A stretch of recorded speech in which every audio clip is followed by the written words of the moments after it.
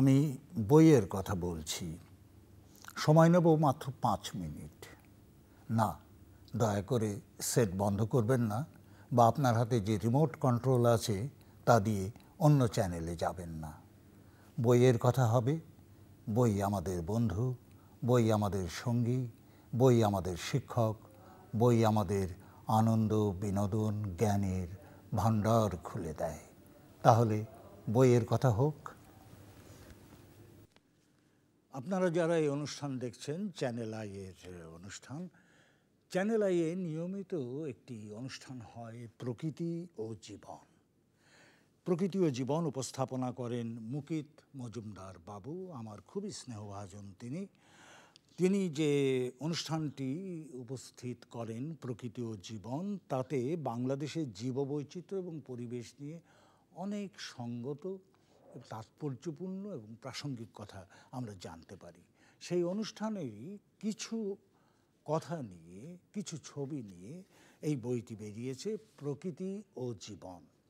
আপনারা মলাটে দেখতে পাচ্ছেন মুকিত মজুমদার বাবুর নাম সবার নিচে, কিন্তু ওপরে যে দুটি নাম রয়েছে, মুশফিক আহমদ এবং ডক্টর আনিসুজ্জামান খান, এরা তার সহকারী এই অনুষ্ঠানে, এবং এরা এই বিষয়ে অংশগ্রহণ করেছেন এবং তাদের কথাবার্তাকে নিয়ে এই ছবি এবং বই মিলিয়ে, লেখা মিলিয়ে এই বইটি করা হয়েছে।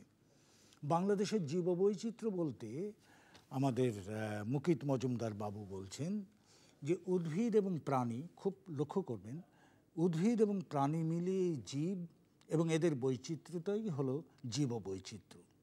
সবুজ শ্যামল এই বাংলাদেশের প্রতিটি প্রান্তরেই রয়েছে জীববৈচিত্র্যের সমাহার।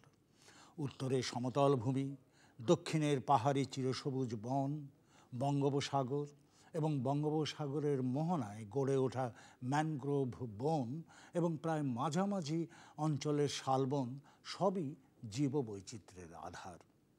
এছাড়াও রয়েছে নদী, নালা, খাল, বিল, হাওর, বাওর সহ অসংখ্য জলাভূমি, যেখানেও জীববৈচিত্র্যের কোনো কমতি নেই।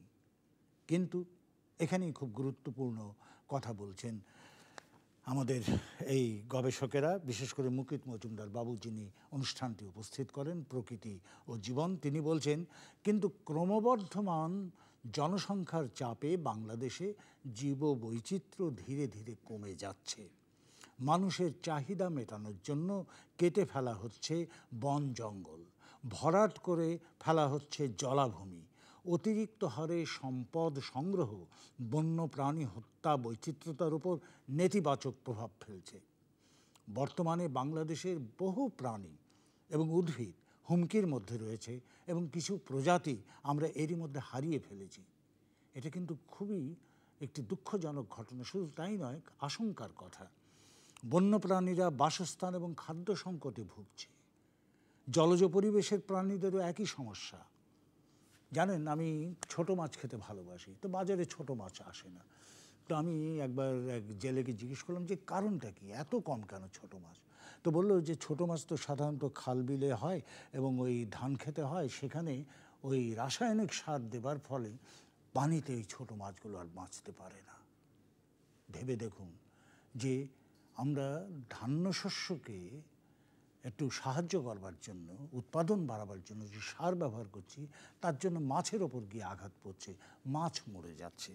তো এইসব গুরুত্বপূর্ণ দিকে মুকিত মজুমদার বাবু আমাদের নজর ফিরিয়েছেন এবং প্রকৃতি ও জীবন এই বইটি প্রকাশ করেছেন সেই অনুষ্ঠানমালার কিছু অংশ নিয়ে, এবং বলছেন বইয়ের ভূমিকায় যে এটি শুধু পাঠকের সামনে একটা নমুনা হিসেবে উপস্থিত করা হলো, এরপরে এ সম্পর্কে আরও বিস্তৃত, অর্থাৎ বেশ মোটা একটি বই তারা প্রকাশ করবেন।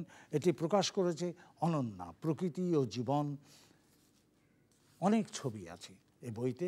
তার ভেতরে একটা ছবি দেখাই আপনাদের, আমার খুব মজা লেগেছে ছবিটা দেখে, যে আমাদের জাতীয় পাখি দোয়েল। আপনারা একটু ভালো করে দেখুন, নিচে লেখা রয়েছে যে এই পাখিটি পুরুষ পাখি। সত্যি, পাখিদের তো নিশ্চয়ই নারী পুরুষ আছে, কিন্তু আমরা কজনা চিনতে পারি। আমাদের জাতীয় পাখির যে ছবিটি দোয়েল এবং ব্র্যাকেটে লেখা পুরুষ, আমার খুব ভালো লেগেছে। অনেক মজার মজার তথ্য রয়েছে এবং ছবি রয়েছে এই বইটিতে।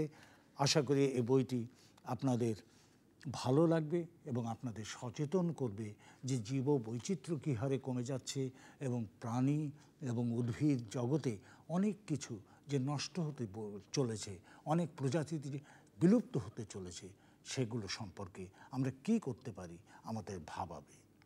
আমাদের ভাবানোটাও কিন্তু বইয়ের একটা কাজ, শুধু বিনোদন নয়। আমরা ভাবব, বই পড়ে যে কথা জানব তা নিয়ে আলোচনা করব এবং কার্যকর ব্যবস্থা নেব, বিশেষ করে এই ধরনের বই, প্রকৃতি ও জীবন।